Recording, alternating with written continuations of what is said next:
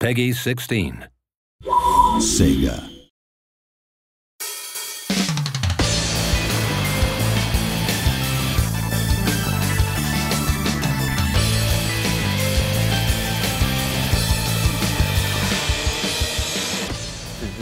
I joined Sega in 1993, so I'm going on my 19th year. Sega and Namco were the two giants back then. I applied to both, but just happened to interview with Sega first. I joined Sega a year before Osaki in 1992, so I'm in my 20th year. So the one project we worked on together side by side in the early days is Daytona USA, and since then, we've been a team. We constantly ask ourselves the question, in combat, what feels good? How does it feel? And I think the response has changed over time. To put it simply, we want the player to feel the character's pain. For example, when you do a roundhouse kick, your opponent goes in air. That body is pretty messed up with its face looking one way and the body facing the other direction. In real life, that would never happen. We were convinced that those motions would enhance the overall experience and increase the level of satisfaction when playing. That was and still is important to us. At the time when developing VF1, the number of polygons we were able to use was very limited.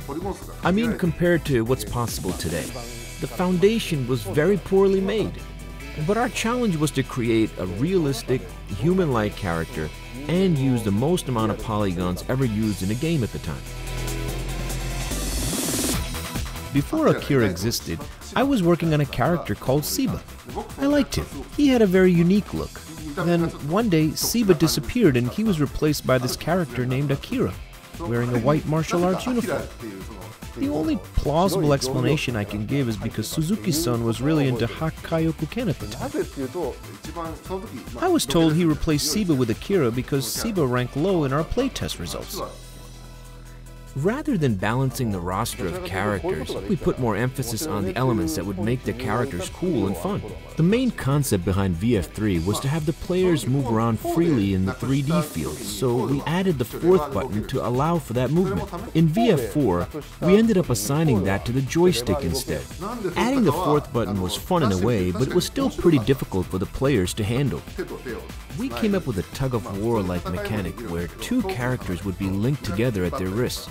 For example, when they're far apart, one would be able to snatch up the other, or you would shoot your opponent up in the air. We actually spent a significant amount of time and worked on it, but it didn't make the cut. One of the reasons why we didn't include Taka Arashi in VF4 is the motion system. We simply weren't able to express the character in the ideal manner. Another reason is we were pushing overall for a fast-paced, speedy game for VF4, and his character, due to his size and movement, felt somewhat out of place. We added him back in VF5R, and by that time, the technology we had supported the motion we wanted to express. So kind of like what I have here, my chubby belly and whatnot, we were able to create better movement for this large-size sumo wrestler. But the animation used for Taka Arashi's shadow when thrown is different from the other characters.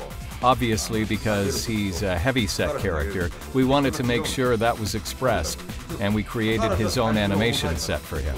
That itself was pretty challenging.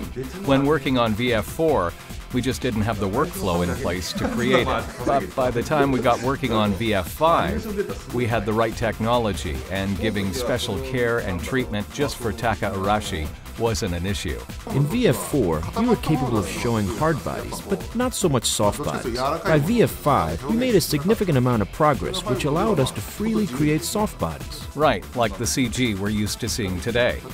But I can't think of anything where I felt so strong about something and didn't make a game. As a team, we would come up with various concepts and ultimately decide which ones fit the game. With characters and stages, I don't think we stressed too much over which ones to use. It was a pretty straightforward process. In the end, we wanted to make sure our characters and the moves were easy to understand. So, for example, Jaikundo, Chinese Kempo, professional wrestling, and having a very well-built male character, a female character, and so on. Well, the good news is that this console release will be exactly the same as the last arcade version. It's actually a rare occasion because in the past, the overseas version of the games were a slightly older version of what was running in Japan. So I hope everyone is ready to take on the challenge.